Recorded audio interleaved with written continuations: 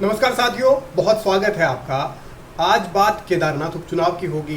केदारनाथ में किसकी हवा चल रही है, किसकी हवा टाइट है, इसे लेकर अलग अलग आकलन लगातार हो रहे हैं। तारीखों का ऐलान भले ही अभी न हुआ हो, लेकिन सियासी बिसात वहाँ बिछ रही है। और इसका सबसे अहम पहलू ये है कि राजनीतिक दल अपने अपने स्तर पर वहाँ जीत को लेकर ताकत लगा रहे हैं। लेकिन सवाल इस बात का है कि जनता किसका साथ देगी। और इस बीच उत्तराखंड बीजेपी अध्यक्ष महेंद्र भट्ट का एक बयान ऐसा आया है जिसे लेकर सियासत गर्म है।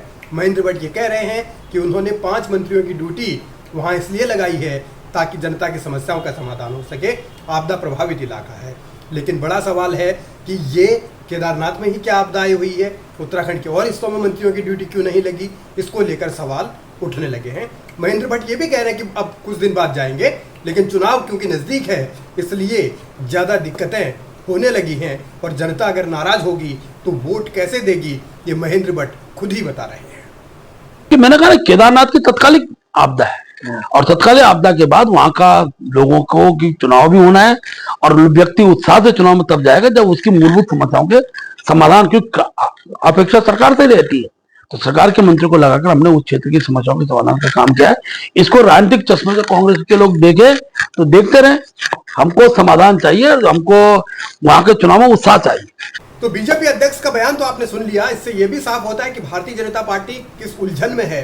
एक तरफ मंत्रियों को चुनाव की रणनीति बनाने के लिए लगाया गया है। ये पहले कहा गया, एक महीना 1.5 महीना पहले जब उनकी नियुक्ति हुई तब यही कहा गया कि जो भी संगठनात्मक मंडल होते हैं राजनीतिक पार्टियों के, उनके हिसाब से 5 अलग अलग मंडलों में 5 मंत्रियों की ड्यूटी लगाई गई। तब कहा गया कि नहीं साहब, ये तो चुनाव के मद्देनजर है। अब कह रहे हैं कि जनता की समस्याएं सुलझाने के लिए इन सबको लगाया गया है। लेकिन जनता की समस्याएं क्या सिर्फ केदारनाथ विधानसभा में है, और वो भी क्या अभी आई है? वहाँ तो हर साल आपदा आती है, तो हर साल क्यों नहीं मंत्रियों की ड्यूटी आपने लगाई भाई साहब? सवाल ये भी है कि क्या चमोली में आपदा नहीं आई इस दफ़ा? क्या टिहरी में इतनी भयानक आपदा नहीं आई? गांव के गांव वहाँ पूरी तरीके से उनको विस्थापित करने की नौबत आई। क्या धारचूला में आपदा नहीं आई? पिथौरागढ़ के क्या उत्तरकाशी के इलाकों में आपदा नहीं आई? तो इस आपदा को लेकर जो अलग अलग मानक हैं, जहां चुनाव है वहां तो लोग परेशानी राजनीतिक पार्टियों को या सत्तासीन पार्टी को दिख रही है, लेकिन जहां चुनाव नहीं है वहां की परेशानियों को कौन देखेगा?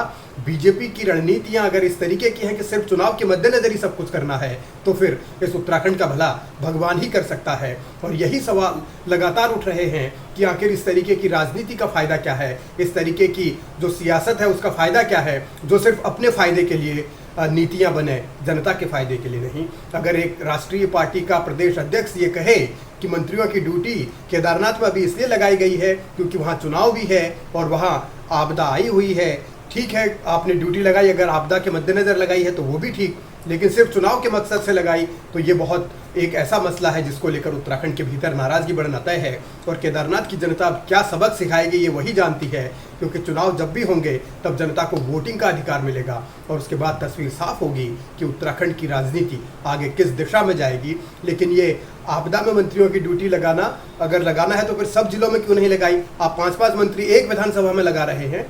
आप चमोली भी भेज देते, आप उधर ही पड़ोस में ही चमोली है, ज़्यादा दूर नहीं।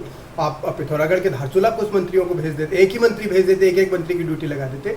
तो सरकार की कथनी और करनी में बहुत अंतर है और इसीलिए राजनीति भी गर्म है, सवाल भी उठ रहे हैं। और सवाल आने वाले दिनों में संभवतः केदारनाथ विधानसभा की जनता भी पूछेगी कि ये क्या हो रहा है।